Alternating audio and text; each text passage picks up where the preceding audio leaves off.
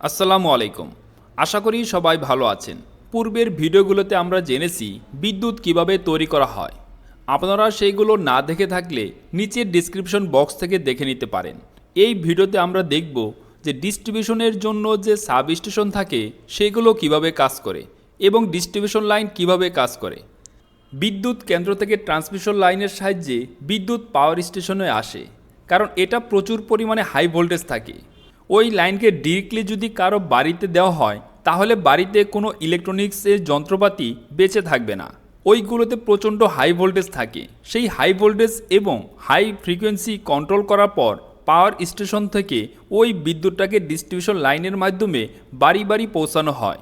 Transmission লাইনের মাধ্যমে যে তারগুলো আসছিল সেগুলো পাওয়ার স্টেশনে এসে বাসবার নামক একটা বারের সাথে কানেকশন করা হয়।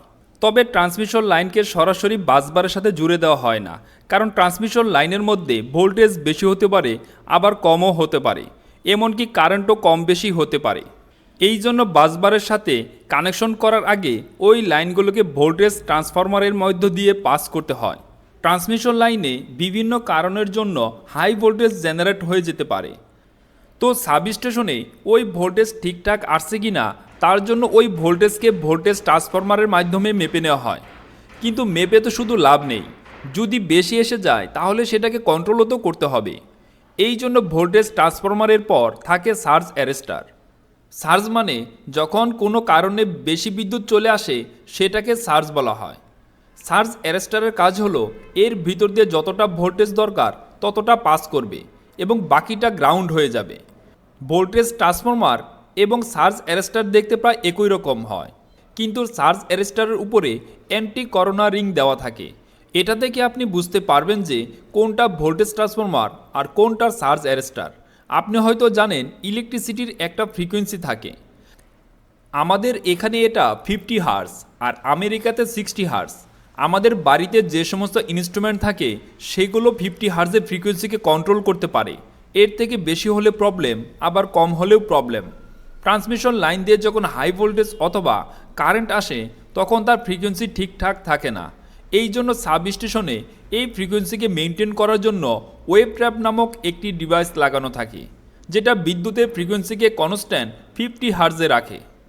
তবে আমাদের বাড়িতে যে সমস্ত ইলেকট্রনিক ডিভাইস থাকে সেটা 50 হার্জে অপারেট করে ঠিকই, কিন্তু +5 থেকে -5 পর্যন্ত এদের টলারেন্স থাকে।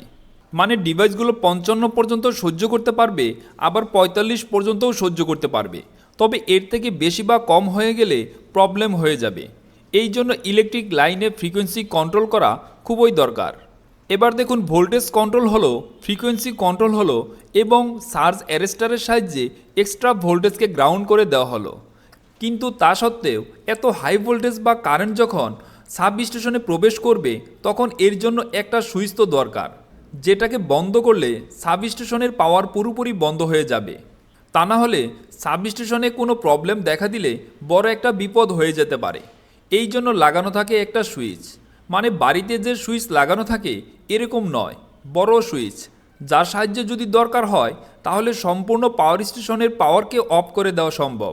এই সুইচকে অতিক্রম করার পর বিদ্যুৎ সাব স্টেশনে প্রবেশ করে। ভোল্টেজকে তো আমরা আগেই মেপে নিয়েছিলাম, কিন্তু কারেন্টকেও তো মাপতে হবে। এই কারেন্ট মাপার জন্যও থাকে কারেন্ট ট্রান্সফরমার।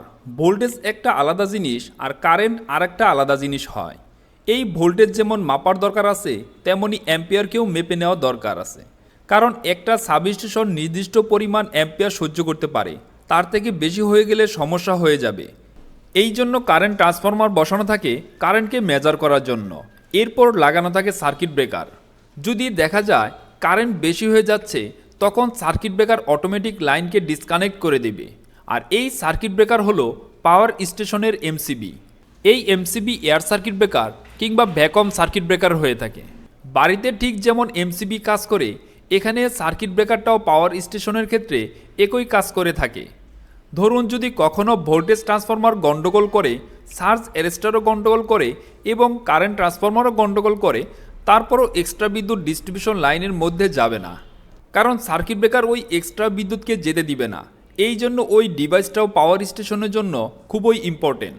এরপর ওই বিদ্যুৎটা যাবে ট্রান্সফরমারের কাছে। ট্রান্সফরমারে যখন বিদ্যুৎ প্রবেশ করে তার আগেও একটা সার্জ অ্যারেস্টার বসানো থাকে। বাই চান্স যদি কোনো কারণে এক্সট্রা বিদ্যুৎ চলে আসে তাহলে সেটাকে গ্রাউন্ড করে দেওয়ার জন্য। এখানে যে ট্রান্সফরমার বসানো থাকে সেটা step down transformer. High voltage এই ট্রান্সফরমারে প্রবেশ করে এবং লো ভোল্টেজ হয়ে বের হয়, যেটা ডিস্ট্রিবিউশন লাইনের মাধ্যমে আমাদের এলাকা পর্যন্ত আসে। বিদ্যুৎ কেন্দ্র থেকে পাওয়ার স্টেশন পর্যন্ত যে লাইনের মাধ্যমে বিদ্যুৎটা আসছিল সেটাকে আমরা বলি ট্রান্সমিশন লাইন। আর পাওয়ার স্টেশন থেকে আমাদের এলাকা পর্যন্ত যে লাইনটা আসে সেটাকে আমরা ডিস্ট্রিবিউশন লাইন বলি। ডিস্ট্রিবিউশন লাইন ছোট ছোট পোলের মাধ্যমে আমাদের এলাকা পর্যন্ত আসে। আগে এই পোলগুলো কাঠের তৈরি হতো, এমনকি লোহার পাইপেরও তৈরি হতো, তবে ওইগুলো খুব তাড়াতাড়ি নষ্ট হয়ে যেত। এই জন্য বর্তমানে কংক্রিটের তৈরি পোল ব্যবহার করা হয়। সাব স্টেশনের মধ্যে যে ট্রান্সফরমার থাকে তার নিচে ছোট ছোট পাথর ফেলা হয়। এর পিছনে অনেক কারণ আছে। যদি কোনো কারণে তার সিঁড়ের নিচে পড়ে যায়, গ্রাউন্ড হবে না, যার ফলে এর উপর দিয়ে হেঁটে গেলেও আপনার বিদ্যুতের শক লাগবে না। এছাড়াও ট্রান্সমিশন লাইনের মধ্যে যেন কোনো গাছপালা গজিয়ে না যায় সেটাকেও খেয়াল রাখতে হয়। ট্রান্সফরমারের কাছে একটা হালকা ভাইব্রেশন হয়, সেটাকেও এই পাথর অ্যাবজর্ব করে নেয়। আপনি আপনার এলাকায় দেখেছেন যে পোলগুলো বসানো থাকে, সেগুলো যখন কোনো রাস্তার বাঁকের কাছে থাকে কিংবা কোনো নড়বড়ের জায়গা হয় তখন পোলের সাথে একটা তারকে মাটির সাথে পুঁতে দেওয়া হয়। এটাকে স্ট্রে বলে। এটা পোলের সাহায্যে একটা ইনসুলেটরের মাধ্যমে জোড়া থাকে, যাকে গে ইনসুলেটর বলা হয়। এই স্ট্রে তারটা পোলটাকে এক জায়গায় স্থির রাখতে সাহায্য করে। পূর্বে ডিস্ট্রিবিউশন লাইনে অ্যালুমিনিয়ামের তার ব্যবহার করা হতো, তবে এখানে বিদ্যুৎ চুরি হবার সম্ভাবনা অনেক বেশি থাকে। গ্রামগঞ্জে কিংবা বিভিন্ন ফুটপাতের দোকানে হুপিং করে এই বিদ্যুৎ চুরি করে, তাই বর্তমানে ইনসুলেটেড তার ব্যবহার করা হয় যেন বিদ্যুৎ চুরি না হয়ে যায়।